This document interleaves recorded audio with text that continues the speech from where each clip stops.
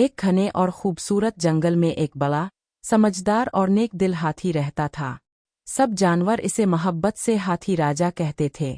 ہاتھی راجا جنگل کا بادشاہ تھا، مگر وہ کبھی غرور نہیں کرتا تھا۔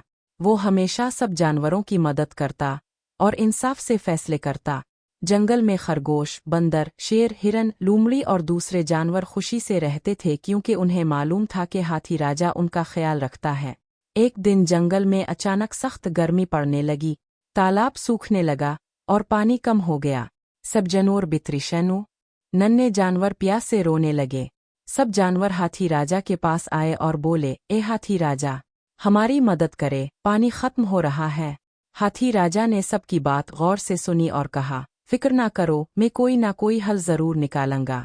ہاتھی راجا اپنی بڑی سونڈ اور طاقتور جسم کے ساتھ جنگل کے ایک پرانے حصے میں گیا۔ وہاں اسے زمین کے نیچے پانی کی خوشبو محسوس ہوئی۔ اس نے اپنی طاقت سے زمین کھودی اور تھوڑی ہی دیر میں وہاں سے صاف پانی نکل آیا۔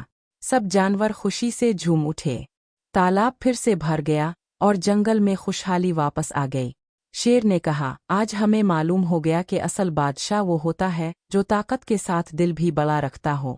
ہاتھی راجا مسکرایا اور بولا، ہم سب ایک دوسرے کے بغیر کچھ نہیں، مل کر رہیں گے تو خوش رہیں گے۔